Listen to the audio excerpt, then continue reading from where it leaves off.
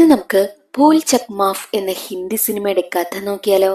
കഥയുടെ ചുരുക്കം എന്തെന്നാൽ, ഒരു പെൺകുട്ടിയെ പ്രണയിച്ച് വിവാഹം കഴിക്കുവാനായി ആഗ്രഹിക്കുന്ന കാമുകൻ, എന്നാൽ അവളെ കല്യാണം കഴിക്കണമെങ്കിൽ ഒരു ഗവൺമെന്റ് ജോലി നേടണമെന്ന് അവളുടെ അച്ഛൻ പറയുന്നു. കഷ്ടപ്പെട്ട് അവനൊരു ഗവൺമെന്റ് ജോലി നേടി. അങ്ങനെ ഇവരുടെ വിവാഹവും ഉറപ്പിച്ചു. എന്നാൽ കല്യാണത്തിന്റെ തലേ ദിവസം തന്നെ നമ്മുടെ നായകനാണെങ്കിൽ ഒരു ലൂപ്പിൽ പെട്ടുപോവുകയാണ്. അവൻ എപ്പോൾ ഉറക്കമുണർന്നാലും അവന്റെ ഹൽദി ദിവസം, അതായത് 29-ാം തീയതി തന്നെയാണ് അവൻ ഉറക്കമുണരുന്നതും. അവനാണെങ്കിൽ എന്ത് ചെയ്യണമെന്നറിയത്തേയില്ല. എത്രയൊക്കെ ശ്രമിച്ചിട്ടും അവന് ലൂപ്പിൽ നിന്നും പുറത്തു വരുവാനായും പറ്റുന്നില്ല. ഒടുവിൽ അവൻ ലൂപ്പിൽ പെട്ടുപോയതിനുള്ള കാരണം കണ്ടുപിടിക്കുകയാണ്. അതെന്തെന്നറിയണ്ടേ? എങ്കിൽ നമുക്ക് വേഗം സിനിമയുടെ കഥയിലേക്ക് കടക്കാം. അതിനു മുൻപായിട്ട് വീഡിയോ കാണുന്ന കൂട്ടുകാർ ഒന്ന് ലൈക്ക് ചെയ്തിട്ട് കാണാൻ മറക്കരുതേ. സിനിമ തുടങ്ങുമ്പോൾ കഥാനായകനായ രഞ്ജനെയും രഞ്ജന്റെ കാമുകിയായ ടിറ്റ്ലിയുമാണ് കാണിക്കുന്നത്. ഇവർ രണ്ടുപേരും രാത്രി ഒളിച്ചോടി പോവുകയാണ്. ടിറ്റ്ലിയാണ് ഈ ഒളിച്ചോട്ടം പ്ലാൻ ചെയ്തത്. എന്നാൽ ഇപ്പോൾ ടിറ്റ്ലിയാണെങ്കിൽ വണ്ടിയിലിരുന്ന് കരയുന്നു. എനിക്കെന്റെ അച്ഛനെ കാണണം, തിരികെ പോകണം എന്നൊക്കെയാ അവൾ പറയുന്നത്. അവൾക്കാണെങ്കിൽ അവളുടെ അച്ഛനെ വല്ലാതെ മിസ് ചെയ്യുകയാണ്. എന്നാൽ അത് കേട്ട് രഞ്ജൻ ചോദിക്കുന്നത്, അല്ല, നീയല്ലേ ഈ ഒളിച്ചോട്ടം പ്ലാൻ ചെയ്തത്, എന്നിട്ട് നിനക്കിപ്പോൾ വീട്ടിൽ പോകണമെന്നാണോ പറയുന്നത് എന്നൊക്കെ ടിറ്റ്ലിയോട് ചോദിക്കുന്നു. എന്നാൽ ടിറ്റ്ലി പറയുന്നത്, എന്നെ ഇവിടെ ഇറക്കിവിട്, ഞാൻ എന്റെ വീട്ടിൽ പൊയ്ക്കോളാം എന്നൊക്കെയായിരുന്നു. ഇവർ രണ്ടുപേരും നല്ല രീതിക്ക് വഴക്ക് നടക്കും. അതേ സമയത്തായിരുന്നു ഒരു പോലീസ് ഇൻസ്പെക്ടർ അവിടേക്ക് വന്ന് രണ്ടാളെയും കൂട്ടിക്കൊണ്ട് സ്റ്റേഷനിലേക്ക് പോകുന്നതും. എന്നാൽ ഈ സ്റ്റേഷനിലെ ടിറ്റ്ലിയുടെ വീട്ടുകാരാണെങ്കിൽ ടിറ്റ്ലിയെ കാണാനില്ല എന്ന പേരിൽ കംപ്ലൈന്റ് കൊടുത്തിരുന്നു. ഇപ്പോൾ രണ്ടുപേരും പോലീസിന്റെ പിടിയിലായിരിക്കുകയാണ്. അതുകൊണ്ട് തന്നെ എല്ലാ വീട്ടുകാരും അവിടേക്കും എത്തുന്നു. രഞ്ജന്റെ വീട്ടുകാർക്കാണെങ്കിൽ ടിറ്റ്ലിയെ രഞ്ജൻ വിവാഹം കഴിക്കുന്നതിന് നല്ല താല്പര്യമാണ്. എന്നാൽ ടിറ്റ്ലിയുടെ വീട്ടുകാർക്കാണെങ്കിലോ രഞ്ജനെ ഒട്ടും ഇഷ്ടമേ അല്ല. പോലീസ് പറയുന്നത്, അല്ല, ഇവർ പ്രായപൂർത്തിയായവരാണ്, ഇവരിങ്ങനെ ഒളിച്ചോടി പോകുന്നതിനെക്കാട്ടി നല്ലത് നിങ്ങൾക്ക് രണ്ടു വീട്ടുകാർക്കും ചേർന്ന് വിവാഹം ചെയ്ത് കൊടുക്കുന്നതല്ലേ എന്ന് ചോദിക്കുമ്പോൾ ടിറ്റ്ലിയുടെ അച്ഛനാണെങ്കിൽ വല്ലാതെ എതിർക്കും. ഈ ജോലിയും കൂലിയും ഇല്ലാതെ നടക്കുന്നവർക്ക് ഞാൻ എങ്ങനെ പെണ്ണു കൊടുക്കാനാ എന്നാണ് അച്ഛൻ ചോദിക്കുന്നതും. എന്നാൽ അതിന് മറുപടിയായിട്ട് പോലീസ് ഓഫീസർ പറയുന്നത്, ഒരു കാര്യം ചെയ്യാം, 2 മാസത്തിനകം നീ ഒരു ഗവൺമെന്റ് ജോലി വാങ്ങിക്കൊണ്ടുവാ, അങ്ങനെയാണെങ്കിൽ ഈ വിവാഹം നടത്താം, ഇല്ല എന്നുണ്ടെങ്കിൽ ടിറ്റ്ലിയെ വേറെ വിവാഹം കഴിപ്പിച്ചു കൊടുക്കുവാനായിട്ടും പോലീസ് ഇൻസ്പെക്ടർ പറയുന്നു. അങ്ങനെ പോലീസ് ഇൻസ്പെക്ടർ സാക്ഷിയായി അവർ രണ്ടുപേരും 2 വഴിക്ക് പിരിയുകയാണ്. രഞ്ജനാണെങ്കിൽ തന്റെ വീട്ടിലെത്തിയിട്ട് ഈ 2 മാസത്തിനിടയിൽ വെച്ച് താൻ എങ്ങനെ ഒരു ഗവൺമെന്റ് ജോലി കണ്ടെത്താനാ എന്ന് കൂട്ടുകാർക്കും അച്ഛനും ഒപ്പം ഇരുന്ന് ചിന്തിക്കും. അവനാണെങ്കിൽ ചിന്തിച്ചിട്ട് ഒരു ഉത്തരവും കിട്ടുന്നതേയില്ല. ഇവരെല്ലാവരും സങ്കടപ്പെട്ട് ചർച്ച ചെയ്തുകൊണ്ടിരിക്കുന്ന സമയം തന്നെയായിരുന്നു രഞ്ജന്റെ സഹോദരി അവിടേക്ക് വരുന്നതും. കാര്യം എന്താണെന്ന് തിരക്കുന്ന സമയത്ത് രഞ്ജന്റെ അച്ഛനാണെങ്കിൽ സഹോദരിയോട് കാര്യം തുറന്നു പറയുന്നു. രഞ്ജൻ ചോദിക്കുന്നത്, അല്ല, ഈ കാര്യങ്ങളെല്ലാം നിന്നോട് പറഞ്ഞു കഴിഞ്ഞാൽ ഇതിനെന്തെങ്കിലും പരിഹാരം കണ്ടെത്താനാണോ എന്ന് ചോദിക്കുമ്പോൾ അത് കേട്ട് സഹോദരി പറയുന്നത്, എനിക്കൊരാളെ പരിചയമുണ്ടായിരുന്നു, അയാൾ വഴി ജോലി വാങ്ങി തരാമെന്നാ ഞാൻ കരുതിയത്, നിന്റെ സംസാരം കുറച്ച് ഓവറാ, അതുകൊണ്ട് ഇനി വേണ്ട എന്ന് പറഞ്ഞിട്ട് അവൾ അവിടെ നിന്ന് പോകും. ഈ രഞ്ജനാണെങ്കിൽ ചുരുക്കി പറഞ്ഞാൽ ഒരു ജോലിയും അറിയത്തില്ല, ഒരു കാര്യവും തനിയെ ചെയ്യത്തേയില്ല. ഈ രഞ്ജന് ആധാർ കാർഡ് മുതൽ പാസ്പോർട്ട് വരെയുള്ള എല്ലാ കാര്യങ്ങളും റെഡിയാക്കി കൊടുത്തത് സഹോദരിയാണ്. മാത്രമല്ല ടിറ്റ്ലിയായിട്ടുള്ള റിലേഷൻഷിപ്പ് വരെ സെറ്റ് ചെയ്ത് കൊടുത്തതും സഹോദരിയാണ്. ഇവനാണെങ്കിൽ ഒറ്റയ്ക്കൊരു കാര്യവും ചെയ്യാനായിട്ടുള്ള ഒരു കഴിവില്ല, ഒരു താല്പര്യവും ഇല്ലാത്ത ഒരാളാണ് ഈ രഞ്ജൻ. അങ്ങനെ രഞ്ജനാണെങ്കിൽ എങ്ങനെയെങ്കിലും 2 മാസത്തിനകം ഒരു ഗവൺമെന്റ് ജോലി സെറ്റ് ചെയ്യണമല്ലോ. അതുകൊണ്ട് സഹോദരിയാണെങ്കിൽ തന്റെ ഫ്രണ്ടായ സുശീലിനടുത്തേക്ക് കൊണ്ടുപോകും. സഹോദരിയുടെ ലവറാണ് സുശീല്. പക്ഷെ അവൾക്കത് ഓപ്പൺ ആയിട്ട് തുറന്നു പറയാനായിട്ട് പറ്റത്തില്ല. അതുകൊണ്ട് തന്നെയാണ് ഫ്രണ്ടാണെന്ന് പറഞ്ഞതും. സുശീലിനടുത്ത് ചെല്ലുന്ന സമയത്ത് 2 മാസം കൊണ്ട് എങ്ങനെയാ ഒരു ഗവൺമെന്റ് ജോലി ഒപ്പിക്കുക? ഇതിനു വേണ്ടിയിട്ടാണോ ഞാൻ നിന്റെ അടുത്തേക്ക് വന്നത് എന്ന് ദേഷ്യപ്പെട്ട് രഞ്ജൻ ചോദിക്കുന്നു. സുശീൽ അങ്ങനെ പറഞ്ഞത് രഞ്ജൻ ഇഷ്ടമായില്ല. സുശീലാണെങ്കിൽ, നിങ്ങൾ ടെൻഷൻ അടിക്കാതിരിക്കെ, എല്ലാ കാര്യങ്ങളും ഭഗവാൻ നോക്കിക്കൊള്ളുമെന്ന് പറഞ്ഞ് ഒരു വയസ്സായ ആളിന്റെ അടുത്തേക്ക് കൂട്ടിക്കൊണ്ടുപോകും. അയാളുടെ പേരാണ് ഭഗവാൻ. ഇറിഗേഷൻ ഡിപ്പാർട്ട്മെന്റിൽ ജോലിയുണ്ട്. പക്ഷെ 6 ലക്ഷം രൂപ തരണം. 2 ലക്ഷം രൂപ അഡ്വാൻസ് തന്നു കഴിഞ്ഞാൽ ജോലി റെഡിയാണെന്നും ഭഗവാൻ പറയുന്നു. അത് കേട്ടതും രഞ്ജന്റെ കണ്ണ് തള്ളിപ്പോയി. 6 ലക്ഷം രൂപയോ? 6 ലക്ഷം രൂപ ഞാൻ എവിടെ നിന്ന് ഒപ്പിക്കാനാ എന്നാണ് അവൻ ചിന്തിക്കുന്നതും. അപ്പോൾ ഭഗവാൻ പറയുന്നത്, അല്ല, സാധാരണയായിട്ട് എല്ലാരും 10 ലക്ഷം രൂപയാ ചോദിക്കുന്നത്, പക്ഷെ നിനക്ക് കല്യാണം നടത്താൻ വേണ്ടിയിട്ടല്ലേ, അതുകൊണ്ട് ഞാൻ 6 ലക്ഷമേ ചോദിക്കുന്നുള്ളൂ എന്നാണ് ആ വയസ്സായ ആൾ പറയുന്നതും. എല്ലാം കേട്ടിട്ട് ഞാൻ എങ്ങനെയെങ്കിലും കാശ് കൊണ്ടുവരാമെന്ന് പറഞ്ഞിട്ടാണ് രഞ്ജൻ അവിടെ നിന്ന് പോകുന്നതും. രഞ്ജൻ നേരെ ടിറ്റ്ലിയെ കാണാനെത്തി അവളോട് കാര്യങ്ങൾ പറയുന്നു. ടിറ്റ്ലി പറയുന്നത്, 6 ലക്ഷമല്ലേ, എന്തായാലും നമ്മുടെ കല്യാണത്തിന് അച്ഛനാണെങ്കിൽ സ്ത്രീധനം തരും, ആ ഒരു കാശെടുത്ത് വെച്ച് നമുക്ക് എങ്ങനെയെങ്കിലും കടം വീട്ടാം. നീ 2 ലക്ഷം രൂപ അഡ്വാൻസ് ഒപ്പിച്ചു കൊടുത്തിട്ട് എങ്ങനെയെങ്കിലും ജോലി വാങ്ങാൻ നോക്ക്, നമുക്ക് കല്യാണം കഴിക്കണ്ടേ എന്ന് ടിറ്റ്ലി ചോദിക്കുന്നു. എന്റെ കയ്യിൽ കൊടുക്കാൻ വേണ്ടിയിട്ട് ആ 2 ലക്ഷം പോലും ഇല്ല എന്നും രഞ്ജൻ പറയുന്നു. രഞ്ജനാണെങ്കിൽ സ്വന്തമായിട്ടൊരു ജോലിയും കൂലിയും പോലും ഇല്ലല്ലോ. ഇങ്ങനെയുള്ള ഒരുത്തനെയാണല്ലോ ഞാൻ പ്രേമിച്ചത്.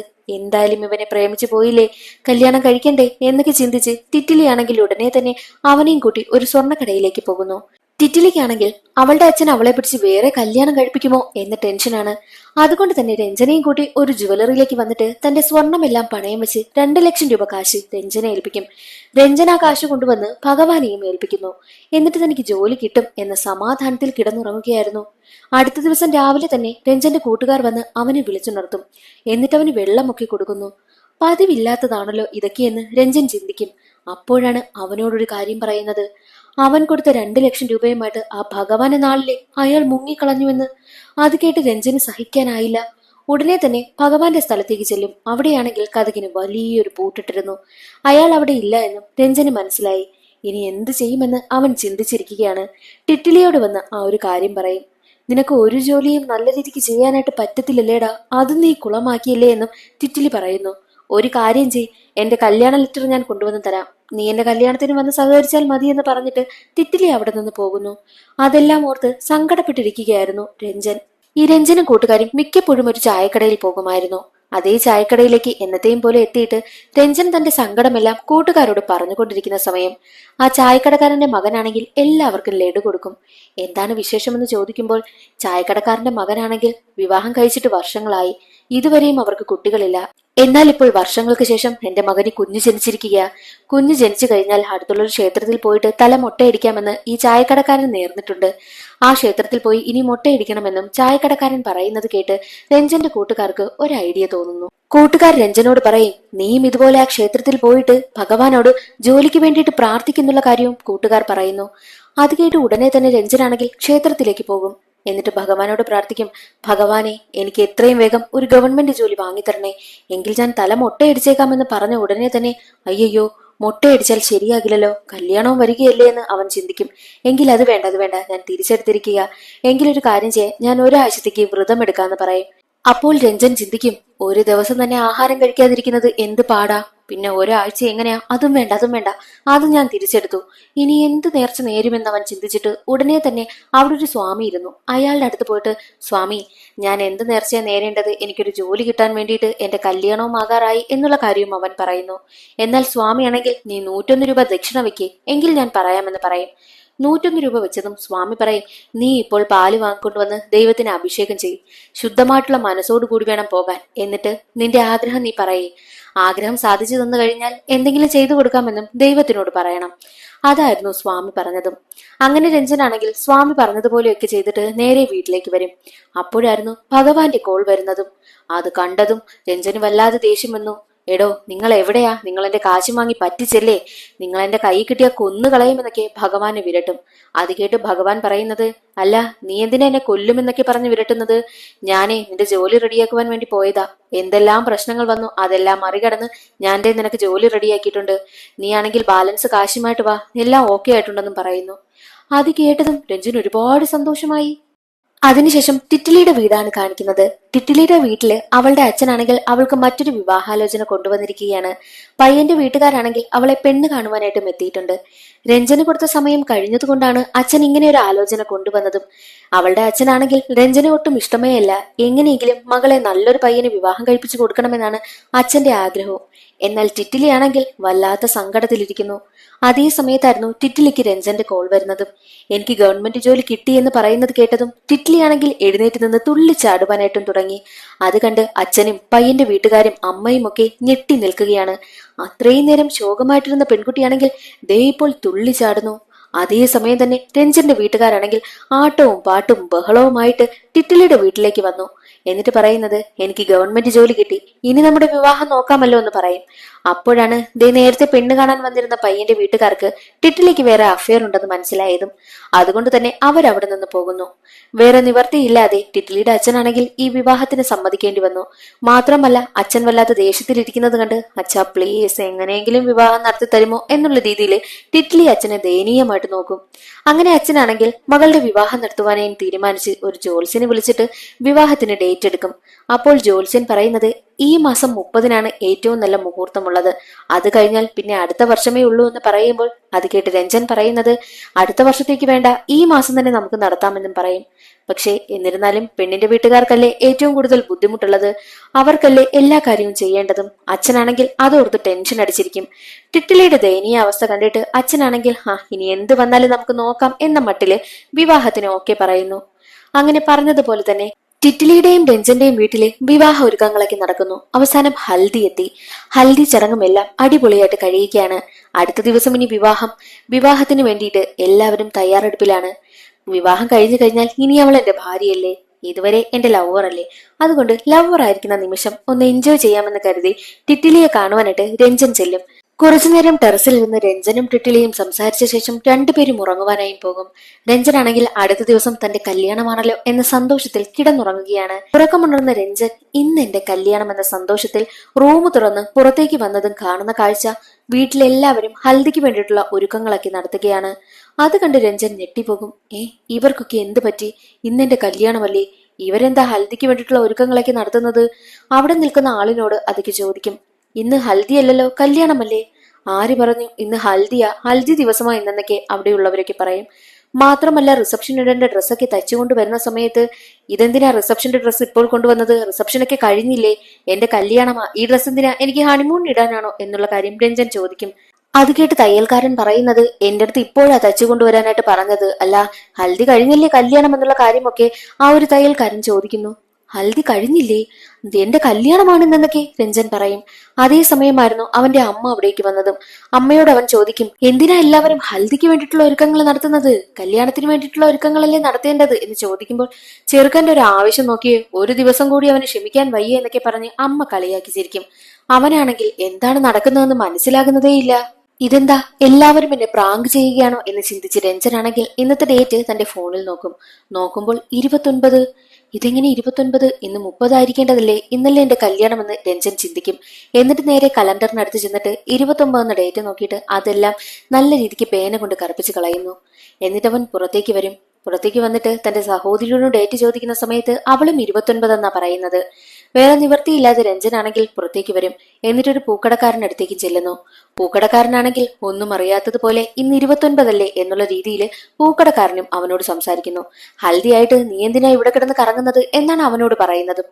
അതെല്ലാം കേട്ട് രഞ്ജന് എന്ത് ചെയ്യണമെന്ന് അറിയില്ല. അവൻ കൂട്ടുകാർക്കടുത്ത് ചെല്ലുമ്പോൾ കൂട്ടുകാരും ഡേറ്റിനെ കുറിച്ച് എന്തെങ്കിലും പറയുമെന്ന് രഞ്ജൻ പ്രതീക്ഷിച്ചു. എന്നാൽ കൂട്ടുകാർ പറയുന്നത് നമുക്കിന്ന് ബാച്ചിലർ പാർട്ടി നടത്തണ്ടേ എന്നാണ് അവനോട് ചോദിക്കുന്നതും. കല്യാണമല്ലേ ഇനി ഇത് കഴിഞ്ഞാലെന്നും കൂട്ടുകാർ പറയുന്നു. അത് കേട്ട് കൂട്ടുകാർക്കൊപ്പം അവനും ബാച്ചിലർ പാർട്ടിയിൽ പങ്കെടുക്കാനായിട്ട് പോകും. രഞ്ജനാണെങ്കിൽ വട്ടെടുക്കുന്ന അവസ്ഥയാണ്. രഞ്ജനാണെങ്കിൽ ബോധം പോകും വരെ കുടിച്ച് ഫിറ്റായി വീട്ടിൽ വന്ന് കിടന്നുറങ്ങും. അടുത്ത ദിവസം രാവിലെ ഉറക്കമുണർന്ന് ഡോറ് തുറന്നിറങ്ങുന്ന സമയത്ത് തലേ ദിവസം എങ്ങനെയായിരുന്നോ അതുപോലത്തെ കാഴ്ചയാണ് അവൻ കാണുന്നത്. വീട്ടിലെല്ലാവരും ഹൽദിക്ക് വേണ്ടിയിട്ടുള്ള ഒരുക്കങ്ങൾ നടത്തുന്നു. രഞ്ജനാണെങ്കിൽ തലയ്ക്ക് വട്ട് പിടിക്കുന്ന അവസ്ഥ. അവൻ നേരെ ചെന്നിട്ട് കലണ്ടറിൽ നോക്കും. അപ്പോൾ കലണ്ടറിൽ അവനാണെങ്കിൽ 29 എന്ന ഡേറ്റ് നല്ല കറുപ്പിച്ചു വെച്ചിരുന്നില്ലേ, അതിപ്പോൾ മാറി പഴയതുപോലെ തന്നെ ഇരിക്കുകയാണ്. അവനൊന്നും മനസ്സിലാകുന്നതേയില്ല. അവൻ ബോധം കെട്ട് വീഴും. വീട്ടുകാരവനെ വെള്ളം തളിച്ചുണർത്തും. ബോധം വന്ന രഞ്ജനാണെങ്കിൽ ഇന്ന് എന്താ തീയതി എന്ന് ചോദിക്കുന്നു. ഇന്ന് 29, നിന്റെ ഹൽദി ദിവസമാണെന്ന് പറയും. എന്നാൽ രഞ്ജനാണെങ്കിൽ അത് കേട്ടതും തന്റെ അവസ്ഥയാണെങ്കിൽ വീട്ടുകാർക്ക് മുന്നിൽ അവതരിപ്പിക്കുവാനായും നോക്കുന്നു. രഞ്ജനാണെങ്കിൽ ഒരു ഭ്രാന്തനെ പോലെയാണ് അത് തെളിയിക്കുവാനായും ശ്രമിക്കുന്നത്. അത് കണ്ട് രഞ്ജന്റെ അച്ഛന് ദേഷ്യം വരും. അച്ഛനാണെങ്കിൽ രഞ്ജൻ ഇട്ട് ഒന്ന് കൊടുക്കും. കല്യാണമാകാറായിട്ട് നീ എന്താ ഇങ്ങനെയൊക്കെ കാണിക്കുന്നത് എന്നാണ് അച്ഛൻ ചോദിക്കുന്നത്. എന്നിട്ട് നേരെ അവനെ ഒരു ഡോക്ടറിനെ കാണിക്കുവാനായും കൊണ്ടുപോകുന്നു. ഡോക്ടറിനോട് അവൻ പറയുന്നുണ്ട്, 2 ദിവസമായി ഞാൻ 29-ാം തീയതി തന്നെ പെട്ട് നിൽക്കുകയാണെന്നും ഡോക്ടറിനോട് പറയും. എന്നാൽ ഡോക്ടറാണെങ്കിൽ അതൊന്നും കേട്ടിട്ട് വിശ്വസിക്കുവാനായും കൂട്ടാക്കുന്നില്ല.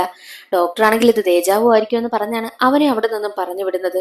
വരുന്ന വഴിയിൽ ആ ഒരു ചായക്കടക്കാരനില്ലേ, അയാളാണെങ്കിൽ മുട്ടയടിച്ചിട്ട് എല്ലാവർക്കും ലഡു കൊടുക്കുന്നത് കാണുന്നു. തന്റെ മകന് കുഞ്ഞു ജനിച്ചു കഴിഞ്ഞാൽ മുട്ടയടിക്കാമെന്ന് അയാൾ നേർച്ച നേർന്നിരുന്നല്ലോ. അപ്പോൾ രഞ്ജൻ ഒരു കാര്യം ഓർമ്മ വരും. ഗവൺമെന്റ് ജോലി കിട്ടിക്കഴിഞ്ഞാൽ ഉറപ്പായും ക്ഷേത്രത്തിൽ എന്തെങ്കിലും ചെയ്തേക്കാമെന്ന് അവൻ പറഞ്ഞില്ലേ, ആ ഒരു കാര്യം ചെയ്തില്ലല്ലോ, അതുകൊണ്ടാണോ ഇങ്ങനെയൊക്കെ സംഭവിക്കുന്നതെന്ന് രഞ്ജൻ ചിന്തിക്കുന്നു. ഉടനെ തന്നെ അവൻ കൂട്ടുകാർക്കടുത്തെത്തിയിട്ട് ക്ഷേത്രത്തിലെ എന്ത് നമുക്ക് ചെയ്യാമെന്നും അവൻ ചോദിക്കും. രഞ്ജനെ പോലെ തന്നെ അവന്റെ കൂട്ടുകാർക്കും ഐഡിയ പറഞ്ഞു കൊടുക്കാനൊന്നും അത്രയ്ക്ക് അറിയത്തേയില്ല. രഞ്ജനാണെങ്കിൽ ഒറ്റയ്ക്ക് ഒരു കാര്യവും ചെയ്യാനും വയ്യ. രഞ്ജൻ അതൊക്കെ ചിന്തിച്ചു കൊണ്ടിരിക്കുന്ന സമയം തന്നെയായിരുന്നു രഞ്ജൻ ബോധം കെട്ട് വീണ വിവരം പറഞ്ഞ് ടിറ്റിലിയും അവനെ കാണുവാനായും എത്തിയത്. ടിറ്റിലിയോട് അവൻ എല്ലാ കാര്യവും തുറന്നു പറയും. 2 ദിവസമായിട്ട് ഞാൻ 29 എന്ന ഡേറ്റിൽ പെട്ടു നിൽക്കുകയാണെന്ന് പറയുമ്പോൾ അതാണെങ്കിൽ ടിറ്റിലിക്ക് വിശ്വസിക്കാനായും പറ്റുന്നില്ല. ടിറ്റിലിയാണെങ്കിൽ അവനോട് ഒരുപാട് ദേഷ്യപ്പെടും. അല്ല, ക്ഷേത്രത്തിൽ പോയിട്ട് എന്ത് നേർച്ചയാണ് നമ്മൾ ചെയ്യേണ്ടത് എന്ന് ചോദിക്കുമ്പോൾ അവന്റെ കൂട്ടുകാരനാണെങ്കിൽ ഒരുപാട് ആലോചിച്ചിട്ട് അവനൊരു കാര്യം പറയും. ഒരു കാര്യം ചെയ്യാം, ഗോമാതാവിന് ആഹാരം കൊടുത്താലോ എന്ന് ചോദിക്കും. അങ്ങനെ ഉടനെ തന്നെ ഗോമാതാവിന് കൊണ്ടുപോയി ആഹാരം കൊടുക്കുകയാണ്. എന്തായാലും ഇനി താൻ ഇതിൽ നിന്ന് രക്ഷപ്പെട്ടു എന്ന സമാധാനത്തിൽ വന്ന് കിടന്നുറങ്ങുകയാണ് രഞ്ജൻ. അടുത്ത ദിവസവും അവൻ ഉറക്കമുണർന്നു വരുന്നത് ദേ എന്നത്തെയും പോലെ തന്നെ ആ ഒരു ഹൽദി ദിവസത്തിലേക്ക്. അവനാണെങ്കിൽ വിചാരിച്ചതുപോലെ തന്നെ അവന് മാറ്റമൊന്നും ഉണ്ടായില്ല. അവൻ നേരെ ഉറക്കമുണർന്നു വരുന്നു. ഹൽദിക്കുള്ള ഒരുക്കങ്ങളെല്ലാം എല്ലാവരും ചെയ്യുന്നു. അവന് റിസപ്ഷനുള്ള ഡ്രസ്സ് കൊണ്ടുവരുന്നു. ഹൽദി ആഘോഷിക്കുന്നു. വീണ്ടും അടുത്ത ദിവസം അവൻ ഉറങ്ങുവാനായി കിടക്കുന്നു. വീണ്ടും അവൻ ഉറക്കമുണരുന്നത് 29 തന്നെയാണ്. അവനൊരു ലൂപ്പിൽ പെട്ടുകിടക്കുകയാണ്. ഇത്തവണ ക്ഷേത്രത്തിലുള്ള ഭിക്ഷക്കാർക്ക് ആഹാരം വാങ്ങിക്കൊടുത്താൽ എല്ലാ കാര്യവും ശരിയാകുമെന്ന് ചിന്തിച്ച് ഭിക്ഷക്കാർക്ക് ആഹാരം കൊടുക്കും. എന്നിട്ടും ഹൽദി എല്ലാം ആഘോഷിച്ച് ഉറങ്ങുവാനായി കിടന്നിട്ട് അടുത്ത ദിവസം എഴുന്നേൽക്കുന്നതും 29 തന്നെയാ. എന്ത് ചെയ്യാനാ, അവനാണെങ്കിൽ പെട്ടു നിൽക്കുകയാണ്. അവനാണെങ്കിൽ ഒന്നും മനസ്സിലാകുന്നതേയില്ല. അവനാണെങ്കിൽ തന്റെ കാമുകിയായിട്ടുള്ള ടിറ്റിലിയോട് സംസാരിക്കാമെന്ന് കരുതി ടെറസിലേക്ക് കയറി ചെല്ലുന്ന സമയം തന്നെ അവൻ കാണുന്ന കാഴ്ച അവന്റെ സഹോദരിയും സുശീലും കൂടി റൊമാൻസ് ചെയ്തുകൊണ്ടിരിക്കുന്നതാണ്. അവനത് കണ്ടതും വല്ലാതെ ദേഷ്യം വരും. സുശീലിനെ ഒരുപാട് തല്ലുന്ന രഞ്ജനാണെങ്കിൽ അവനെ ടെറസിൽ നിന്നും താഴേക്ക് വലിച്ചെറിയുന്നു. സുശീലാണെങ്കിൽ താഴെ വന്ന് വീഴുകയാണ്. എന്നാൽ സുശീലിന് വല്ലതും സംഭവിക്കുമോ? ഇല്ല. കാരണം അടുത്ത ദിവസവും 29 തീയതിയിലേക്ക് തന്നെയാണല്ലോ രഞ്ജൻ ഉറക്കമുണരുന്നതും. അതുകൊണ്ട് തന്നെ സുശീലിനൊന്നും ഒന്നും സംഭവിച്ചതേയില്ല. അവനാണെങ്കിൽ ഒന്നും മനസ്സിലാകുന്നില്ല. വല്ലാത്ത ടെൻഷൻ. അവൻ നേരെ തന്നെ ക്ഷേത്രത്തിലേക്ക് എത്തും. എന്നിട്ട് ആ സ്വാമിയോട് പറയുന്നത്, സ്വാമി പറഞ്ഞതുപോലെ തന്നെ ഞാൻ ഭഗവാന് ചെയ്തു കൊടുത്തു. എന്നിട്ടും ഞാനാണെങ്കിൽ വല്ലാതെ പെട്ടു നിൽക്കുകയാണ് എന്നുള്ള കാര്യം സ്വാമിയോട് പറയും. അപ്പോൾ സ്വാമിയാണെങ്കിൽ ഇത്തവണ പ്രശ്നം വലുതാണ്, അതുകൊണ്ട് നീ ഒരു 501 രൂപ എടുക്ക്, അപ്പോൾ ഞാൻ ഇതിന് പരിഹാരം കണ്ടെത്തി തരാമെന്നും സ്വാമി പറയും. അങ്ങനെ 501 രൂപ കൊടുത്തതും സ്വാമി പറയുന്നത് നീ അറിഞ്ഞോ അറിയാതെയോ ആരുടെയോ മനസ്സ് വേദനിപ്പിച്ചിട്ടുണ്ട്, അതുകൊണ്ടാ നിന്റെ കല്യാണത്തിന് ഇത്രയും തടസ്സം. ആദ്യം നീ പോയി അവരോട് മാപ്പ് പറയുവാനായിട്ടും സ്വാമി പറയും. അതനുസരിച്ച് രഞ്ജനാണെങ്കിൽ നേരെ തന്റെ വീട്ടിലേക്ക് എത്തി. വീട്ടിലാണെങ്കിൽ ഹൽദി ഒരുക്കങ്ങൾ നടക്കുകയാണല്ലോ. രഞ്ജൻ വീട്ടിലുള്ള എല്ലാവരോടും മാപ്പ് പറയും. സുശീലിനോടും മാപ്പ് പറയും. എന്നിട്ട് രഞ്ജനാണെങ്കിൽ ഹൽദി എല്ലാം കഴിഞ്ഞിട്ട് ഉറങ്ങുവാനായി കിടക്കും. ഇനി എന്തായാലും ഈ പ്രശ്നത്തിന് ഇവിടെ അവസാനമാകുമല്ലോ എന്ന് കരുതിയാണ് അവൻ ഉറങ്ങുവാനായി കിടക്കുന്നതും. അടുത്ത ദിവസവും അവൻ ഉറക്കമുണരുമ്പോൾ 29 തന്നെയാണ് നിൽക്കുന്നതും. അവനാണെങ്കിൽ വല്ലാതെ ദേഷ്യം വരുന്നു. ദേഷ്യം വന്ന് അവൻ എന്ത് ചെയ്യണമെന്ന് അറിയത്തില്ല. അവനാണെങ്കിൽ ഹൽദിക്ക് ഒരുക്കി വെച്ചിരിക്കുന്ന കാര്യങ്ങളെല്ലാം നശിപ്പിക്കും. എന്നിട്ട് നേരെ മദ്യ ഷോപ്പിലേക്ക് വരുന്നു. അവിടെ അവൻ മദ്യപിച്ചതിനു ശേഷം അവനിനി ജീവിക്കാനായിട്ട് ഒട്ടും താല്പര്യമേ തോന്നില്ല. കാരണം ഇനി എന്തൊക്കെ ചെയ്താലും താൻ ആ ഒരു ലൂപ്പിൽ പെട്ടുകിടക്കുകയാണല്ലോ. 29 തന്നെയാണ് അവൻ വന്നു നിൽക്കുന്നത്. ഇനി ഇങ്ങനെ എനിക്ക് മനസ്സ് മടുത്ത് വെറുതെ എനിക്ക് ജീവിക്കാനായി വയ്യ, ഞാൻ മരിക്കുവാൻ പോവുകയാണെന്ന് തീരുമാനിച്ച് അവൻ ഉടനെ തന്നെ പാലത്തിനടുത്തായിട്ട് വന്നു നിന്ന് താഴേക്ക് ചാടുവാനായും തീരുമാനിക്കുന്നു. അതേ സമയം തന്നെ അവനടുത്തായിട്ട് ഹമീദ് എന്നൊരു പയ്യനും വന്ന് നിൽക്കുകയാണ്. ഹമീദിനെ കാണുന്ന രഞ്ജൻ, എടാ ഇത് സെൽഫി എടുക്കാനുള്ള സ്ഥലമൊന്നുമല്ല, ബാക്കിലോട്ട് മാറി നിൽക്കെന്ന് പറയും. അതേ സമയം തന്നെയായിരുന്നു ഹമീദ് താഴേക്കെടുത്ത് ചാടിയതും. ഇവൻ എന്താ ഇങ്ങനെയൊക്കെ കാണിക്കുന്നത് എന്ന് ചിന്തിച്ച് ഉടനെ തന്നെ രഞ്ജനും കൂടെ ചാടുന്നു. സമാധാനത്തിലൊന്നും മരിക്കാനും സമ്മതിക്കില്ല എന്ന മൈൻഡാണ് രഞ്ജന്. രഞ്ജനാണെങ്കിൽ അവനെ രക്ഷിക്കും. നിന്റെ പ്രശ്നം എന്താടാ എന്ന് ചോദിക്കുന്ന സമയത്ത് ഹമീദ് പറയുന്നത്, എനിക്ക് ഗവൺമെന്റ് ജോലി കിട്ടിയില്ല, ഗവൺമെന്റ് ജോലി കിട്ടിയില്ലെങ്കിൽ എനിക്ക് ജീവിക്കാനേ പറ്റില്ല എന്ന് പറഞ്ഞ് അവൻ വല്ലാത്ത കരച്ചിൽ. അപ്പോഴാണെങ്കിൽ രഞ്ജൻ ഒരു കാര്യം ചിന്തിക്കും. ഇവനെ മരിക്കാൻ സമ്മതിക്കാതെ ഇവനൊരു ഗവൺമെന്റ് ജോലി വാങ്ങിക്കൊടുത്താൽ അത് ശരിയാകുമായിരിക്കുമോ എന്നാണ് അവൻ ചിന്തിക്കുന്നത്. ഉടനെ തന്നെ രഞ്ജനാണെങ്കിൽ ഹമീദിനോട് പറയും, നിനക്ക് ഗവൺമെന്റ് ജോലിയല്ലേ വേണ്ടത്, ഞാൻ റെഡിയാക്കി തരാമെന്ന് പറഞ്ഞ് നേരെ അവനെയും കൂട്ടി ഭഗവാൻ അടുത്തേക്ക് പോകും. ഭഗവാൻ രഞ്ജനോട് പറഞ്ഞതുപോലെ തന്നെ എത്ര രൂപ കൊടുക്കണമെന്ന് പറയും. എന്നാൽ ഹമീദിനാണെങ്കിൽ കാശ് കൊടുത്ത് ജോലി വാങ്ങുന്നതിനോട് ഒട്ടും താല്പര്യമേ ഇല്ല. എനിക്ക് കാശ് കൊടുത്ത് ജോലി വാങ്ങണ്ട എന്ന് പറഞ്ഞിട്ട് ഹമീദ് അവിടെ നിന്നും ഇറങ്ങിപ്പോകുന്നു. എന്നാൽ രഞ്ജനാണെങ്കിൽ ഭഗവാനോട് ആ ഒരു കാര്യത്തെപ്പറ്റി സംസാരിക്കുമ്പോൾ ഭഗവാൻ പറയുന്നത്, ഒരു കാര്യം ചെയ്യാം, ഹമീദിന് ജോലി കിട്ടണമെങ്കിൽ നീ നിന്റെ ജോലി അവന് കൊടുക്ക്, അങ്ങനെയാണെങ്കിൽ അവന് ജോലി കിട്ടുമെന്നും ഭഗവാൻ പറയുന്നു. അതെങ്ങനെ എന്റെ ജോലി അവന് കൊടുത്താൽ ശരിയാകുന്നത് എന്നുള്ള കാര്യം രഞ്ജൻ ചോദിക്കുമ്പോൾ അന്ന് ആ ഒരു ഗവൺമെന്റ് ജോലിയിൽ സെലക്ട് ചെയ്തവരിൽ 15 പേരുണ്ടായിരുന്നു. ആ 15-ാമനായിരുന്നു ഈ ഹമീദ്. ഹമീദിന്റെ പേര് വെട്ടിയിട്ടാണ് നിന്റെ പേര് അവിടെ ചേർത്തതെന്നും ഭഗവാൻ പറയും. അത് കേട്ട് രഞ്ജൻ ഞെട്ടിപ്പോകുന്നു. കാര്യം ഹമീദിന് കിട്ടേണ്ട അവസരമാണല്ലോ ഇപ്പോൾ ദേ ഇവന് കിട്ടിയിരിക്കുന്നത്. ലിസ്റ്റിലുണ്ടായിരുന്ന ഹമീദിന്റെ പേര് മാറ്റിയിട്ടാണ് തന്റെ പേര് വന്നതെന്ന് ഓർക്കുമ്പോൾ അവന് വല്ലാത്ത സങ്കടം.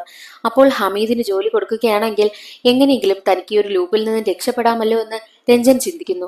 രഞ്ജൻ ഈ ഒരു കാര്യം കൂട്ടുകാരോടും പിന്നെ ടിറ്റ്ലിയോടും ഒക്കെ പറയുന്നു. എന്നാൽ ടിറ്റ്ലിയൊക്കെ ചോദിക്കുന്നത്, അവൻ ചെത്താൻ നിനക്കെന്താ, നമുക്ക് നമ്മുടെ കാര്യം മാത്രം പോരെ എന്നാണ് അവർ ചോദിക്കുന്നത്. എല്ലാ ദിവസവും രഞ്ജൻ ഉറക്കമുണരുന്നത് 29-ാം തീയതി തന്നെയാണല്ലോ. അതുകൊണ്ട് തന്നെ എത്ര മണിക്കാണ് ഈ ഒരു ഹമീദ് ആത്മഹത്യ ചെയ്യുവാനായി എത്തിയത്, അതേ സമയത്ത് തന്നെ ടിറ്റ്ലിയെയും കൂട്ടുകാരെയും കൂട്ടി അതേ പാലത്തിലേക്ക് എത്തും. അപ്പോൾ അവർ കാണുന്ന കാഴ്ച താഴേക്ക് ചാടുന്ന ഹമീദിനെയാണ്. ഹമീദിനെ രക്ഷിക്കുന്ന രഞ്ജനാണെങ്കിൽ, നിനക്ക് ഞാൻ വേറെ ജോലി വാങ്ങിത്തരാമെന്ന് പറയും. നിങ്ങൾ എന്തിനാ എനിക്ക് ജോലി വാങ്ങിത്തരുന്നത്, എനിക്കാരും ജോലി വാങ്ങിത്തരണ്ട എന്ന് പറഞ്ഞ് ദേഷ്യപ്പെട്ട് അവൻ അവിടെ നിന്ന് പോകുന്നു. വീണ്ടും ഇത് റിപ്പീറ്റ് ചെയ്തുകൊണ്ടേയിരിക്കും. ലൂപ്പിൽ പെട്ട് കിടക്കുന്നത് കൊണ്ട് എല്ലാ ദിവസവും ഇതേ സമയത്ത് ഹമീദ് ആണെങ്കിൽ ആത്മഹത്യ ചെയ്യുവാനായി ശ്രമിച്ചുകൊണ്ടേയിരിക്കും. അതിൽ നിന്നെല്ലാം അവനെ രക്ഷിക്കുന്നതും രഞ്ജൻ തന്നെയാണ്. അങ്ങനെ ഒരു ദിവസം രഞ്ജനാണെങ്കിൽ ഒരു കാര്യം തീരുമാനിക്കും. ഈ ഹമീദ് ആത്മഹത്യ ചെയ്യാൻ പോകുന്നതിന് മുൻപ് തന്നെ അവനെ തടയണം. അതുകൊണ്ട് തന്നെ അവൻ ആത്മഹത്യ ചെയ്യുവാനായിട്ട് പാലത്തിലെത്തുന്ന സമയത്തിന് കുറച്ചു മുൻപായിട്ട് ഹമീദിന്റെ വീട് കണ്ടുപിടിച്ച് അവൻ ആത്മഹത്യ ചെയ്യുവാനായി ഇറങ്ങുന്നതിന് മുൻപ് തന്നെ അവനെ തടയും. അവനെ തടഞ്ഞു നിർത്തിയ രഞ്ജനാണെങ്കിൽ, നീ ഗവൺമെന്റ് ജോലി കിട്ടാത്തോണ്ടാണോ ആത്മഹത്യ ചെയ്യുവാനായി പോകുന്നത്, ജോലി കിട്ടിയില്ല എന്ന പേരിൽ ആത്മഹത്യ ചെയ്യേണ്ട കാര്യമൊന്നുമില്ല എന്നൊക്കെ പറഞ്ഞ് അവനെ പറഞ്ഞു മനസ്സിലാക്കുവാനായി നോക്കും. എന്നാൽ ഹമീദ് ചിന്തിക്കുന്നത്, ഞാൻ ഈ ആത്മഹത്യ ചെയ്യുവാനായി പോകുന്ന കാര്യം ഇവർക്ക് എങ്ങനെ മനസ്സിലായി എന്നായിരുന്നു. പിന്നീട് ഹമീദിന്റെ പഴയൊരു കഥയാണ് കാണിക്കുന്നത്. ഹമീദിന്റെ ഗ്രാമത്തില് വെള്ളത്തിന് നല്ല ബുദ്ധിമുട്ടുണ്ടായിരുന്നു.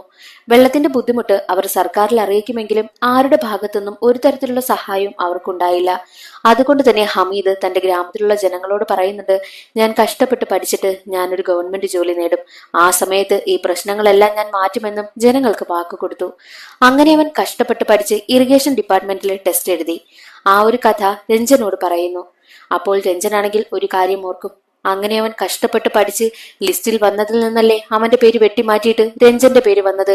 അപ്പോൾ ഈ ഹമീദിന്റെ ജോലി താൻ എടുത്തു കഴിഞ്ഞാൽ ഒരിക്കലും തനിക്ക് ആ ഒരു ശാപം വിട്ടുമാറില്ല എന്നുള്ള കാര്യം രഞ്ജന് ഓർമ്മ വരുന്നു. രഞ്ജനാണെങ്കിൽ ആ ഒരു ജോലി എങ്ങനെയെങ്കിലും അവന് തന്നെ തിരിച്ചു കൊടുക്കാമെന്ന് കൂട്ടുകാരോടും ടിറ്റ്ലിയോടും ഒക്കെ പറയും. എന്നാൽ ടിറ്റ്ലി ആണെങ്കിൽ അവനോട് വല്ലാതെ ദേഷ്യപ്പെടുകയാണ് ചെയ്യുന്നതും. ടിറ്റ്ലി ആണെങ്കിൽ ഒരു വിധത്തിൽ സമ്മതിക്കുന്നില്ല. നിന്റെ അവസ്ഥ എനിക്ക് മനസ്സിലാകും ടിറ്റ്ലി, പക്ഷെ ഞാൻ പെട്ടുകിടക്കുന്നത് നിനക്ക് മനസ്സിലാകത്തില്ല എന്നവൻ പറയുന്നു. പക്ഷെ ടിറ്റ്ലിക്കാണെങ്കിൽ അവൻ ഈ ഒരു ജോലി ഉപേക്ഷിച്ചു കഴിഞ്ഞാൽ ഉറപ്പായും കല്യാണം നടക്കില്ല എന്നൊരു കാര്യം അറിയാമായിരുന്നു. അതുകൊണ്ട് തന്നെ ടിറ്റ്ലി ആണെങ്കിൽ ആത്മഹത്യ ചെയ്യുമെന്ന് ഭീഷണിപ്പെടുത്തി തന്റെ കൈ മുറിക്കുവാനായും പോകും. അത് കണ്ട് രഞ്ജൻ എന്ത് ചെയ്യണമെന്നറിയില്ല. രഞ്ജനാണെങ്കിൽ തനിക്ക് എന്തായാലും ടിറ്റ്ലിയാണ് വലുതെന്ന് ചിന്തിച്ച് ആ ഒരു വിവാഹത്തിനും തയ്യാറാകുന്നു. അങ്ങനെ വിവാഹത്തിന്റെ ഒരുക്കങ്ങളെല്ലാം നടക്കുകയാണ്. അടുത്ത ദിവസം രഞ്ജൻ ഉറക്കമുണരുന്നത് 29-ാം തീയതി അല്ല 30-ാം തീയതി തന്റെ വിവാഹ ദിവസത്തിലാണ്. തലേ ദിവസം എന്താണ് സംഭവിച്ചെന്നാൽ, ഉറങ്ങുന്നതിന് മുൻപ് തന്നെ രഞ്ജനാണെങ്കിൽ ഭഗവാനെ വിളിച്ചിട്ട് തനിക്ക് ഈ ജോലി വേണ്ട, അത് ഹമീദിന് തന്നെ കൊടുക്കുവാനായിട്ടും പറഞ്ഞു. ഹമീദിന് ജോലി കിട്ടിയില്ലെങ്കിൽ അവൻ ഉറപ്പായിട്ടും ആത്മഹത്യ ചെയ്യും. അപ്പോൾ അങ്ങനെ ഒരാളുടെ ജീവൻ കളഞ്ഞിട്ട് ആ ഒരു ജോലി തനിക്ക് വേണ്ട എന്ന് ചിന്തിച്ചത് കൊണ്ടാണ് ഹമീദിന് ആ ഒരു ജോലി വിട്ടുകൊടുക്കുവാനായിട്ട് രഞ്ജൻ തയ്യാറായത്. ഹമീദിന് ജോലി കിട്ടി അവൻ ഉറപ്പായിട്ടും നാട്ടിൽ പോയി നാട്ടിലെ പ്രശ്നങ്ങളെല്ലാം പരിഹരിച്ചു കാണുമെന്നും രഞ്ജൻ ചിന്തിക്കുന്നു. അതുകൊണ്ട് തന്നെയാണ് രഞ്ജൻ ഇപ്പോൾ ആ ലൂപ്പിൽ നിന്നെല്ലാം പുറത്തു വരുവാനായിട്ടും പറ്റിയത്. അന്നേ ദിവസം രഞ്ജന്റെ വിവാഹമാണല്ലോ. പക്ഷെ ആർക്കും അറിയത്തില്ല അവന് ജോലി പോയത്. വിവാഹത്തിന്റെ ആട്ടും പാട്ടവും ബഹളവും എല്ലാം നടക്കുകയാണ്. രഞ്ജനാണെങ്കിൽ ഒരു ഭ്രാന്തനെ പോലെ ചെന്ന് നിന്ന് ഡാൻസ് കളിക്കുന്നു. എന്നിട്ട് എല്ലാവരുടെയും ചെവി പൊട്ടക്കത്ത വിധം വലിയ രീതിയിൽ അലറുകയാണ്. അതെല്ലാം കണ്ട് എല്ലാവരും പേടിച്ചു നിൽക്കും. എന്നിട്ട് ഉടനെ തന്നെ രഞ്ജൻ തന്റെ അമ്മയ്ക്കടുത്തെത്തിയിട്ട് ഈ കല്യാണം നടക്കില്ല, എന്റെ ജോലി നഷ്ടമായെന്നും പറയുന്നു. അത് കേട്ട് എല്ലാവരും ഞെട്ടും. അങ്ങനെ കല്യാണം ഏകദേശം വേണ്ട എന്ന അവസ്ഥയിൽ എത്തുന്ന സമയം അവിടേക്ക് പെട്ടെന്ന് തന്നെ ഭഗവാൻ വരികയാണ്. എന്നിട്ട് ഭഗവാനാണെങ്കിൽ എല്ലാവരുടെ മുന്നിൽ വെച്ച് രഞ്ജനെ കുറിച്ച് കുറച്ച് കാര്യങ്ങൾ പറയുന്നു. രഞ്ജനാണെങ്കിൽ വളരെ നല്ല മനസ്സുള്ള ഒരു മനുഷ്യനാണ്. എന്റെ ജീവിതത്തില് ഞാൻ ഇതുപോലൊരാളെ കണ്ടിട്ടില്ല. ഒരുപാട് പേര് ജോലിയൊക്കെ കിട്ടിക്കഴിഞ്ഞാൽ മറ്റുള്ളവർക്ക് എന്ത് സംഭവിക്കുന്നോ അതിനെക്കുറിച്ചൊന്നും ചിന്തിക്കാറേയില്ല. അവർക്ക് അവരുടെ കാര്യം മാത്രം. എന്നാൽ രഞ്ജനാണെങ്കിൽ ഹമീദിനെ കുറിച്ച് മാത്രമാ ചിന്തിച്ചത്. താൻ കാരണം മറ്റൊരാളുടെ ജീവൻ നഷ്ടപ്പെടണ്ട എന്ന് ചിന്തിച്ചത് കൊണ്ട് മാത്രമാണ് അവൻ ആ ജോലി കൊടുത്തത്. അവന്റെ അവസരം തട്ടിയെടുക്കുവാനായിട്ട് രഞ്ജൻ തയ്യാറായില്ല. ഇത്രയും നല്ല മനസ്സുള്ള ഒരാളെ കിട്ടുന്നതിന് നിങ്ങൾക്ക് ഭാഗ്യം വേണം. ഇവനെ പോലൊരാളെ ഞാൻ എന്റെ ജീവിതത്തിൽ കണ്ടിട്ടില്ല എന്ന് പറഞ്ഞിട്ട് നേരെ ടിറ്റിലിക്ക് അടുത്തെത്തിയിട്ട്, നിനക്ക് കിട്ടാവുന്നതിലേക്ക് വെച്ച് ഏറ്റവും നല്ല ഭർത്താവാണ് രഞ്ജൻ എന്നും ടിറ്റിലിയോട് പറയുന്നു. അപ്പോൾ ടിറ്റിലി ഒരു കാര്യം ചിന്തിക്കും. വീട്ടുകാര് രഞ്ജന് ഗവൺമെന്റ് ജോലി വേണമെന്ന് പറഞ്ഞ് അവന് ഒരുപാട് പ്രഷർ കൊടുത്തതുപോലെ ഞാനും അവന് പ്രഷർ കൊടുക്കാൻ പാടില്ലായിരുന്നു എന്നുള്ള കാര്യം അവളും ചിന്തിക്കും. എന്നാൽ രഞ്ജനാണെങ്കിൽ എല്ലാവരോടും മാപ്പ് പറഞ്ഞ് അവിടെ നിന്ന് പോകുവാനായി ഇറങ്ങുന്ന സമയം തന്നെ ടിറ്റിലിയുടെ ചേട്ടനാണെങ്കിൽ രഞ്ജനോട് നിൽക്കാൻ പറയുന്നു. അല്ല, അങ്ങനെ അങ്ങ് പോയാൽ ശരിയാകുമോ? ഇത്രയും ലക്ഷങ്ങൾ ചിലവാക്കി ഇവിടെ ദേ ഇപ്പോൾ കല്യാണ ഒരുക്കങ്ങളെല്ലാം ചെയ്തിട്ട് നീ എങ്ങെല്ലാം ഉപേക്ഷിച്ച് പോവുകയാണോ? മര്യാദയ്ക്ക് എന്റെ സഹോദരിയെ കല്യാണം കഴിച്ചോളണമെന്ന് പറയും. അത് കേട്ട് ഉടനെ തന്നെ ടിറ്റിലിയുടെ അച്ഛനും അവിടേക്ക് വന്നിട്ട്, എന്റെ മകൻ പറഞ്ഞത് ശരിയാ, നീ അങ്ങനെ പോയാൽ എങ്ങനെ ശരിയാകുന്നത്? എന്റെ മകളെ വിവാഹം കഴിക്കണമെന്നും അച്ഛനും പറയുന്നു. അത് കേട്ട് ടിറ്റിലിക്കും ഒരുപാട് സന്തോഷമായി. ടിറ്റിലി ഓടി വന്ന് രഞ്ജനെ കെട്ടിപ്പിടിക്കും. അങ്ങനെ രഞ്ജന്റെയും ടിറ്റിലിയുടെയും വിവാഹം നല്ല അടിപൊളിയായിട്ട് സന്തോഷത്തോടു കൂടി കഴിയുകയാണ്. അതോടുകൂടി സിനിമയുടെ കഥ അവിടെ അവസാനിക്കുന്നു. ഇന്നത്തെ ഈ ഒരു വീഡിയോ എല്ലാവർക്കും ഇഷ്ടമായെന്ന് കരുതുന്നു. ഇഷ്ടമായാൽ ഒന്ന് ലൈക്ക് ചെയ്ത് സപ്പോർട്ട് ചെയ്യാനും ചാനൽ ഇഷ്ടമായാൽ സബ്സ്ക്രൈബ് ചെയ്യാനും മറക്കരുതേ. അടുത്തൊരു സിനിമയുടെ കഥയിൽ കാണാം. അതുവരെ എല്ലാവർക്കും ബൈ.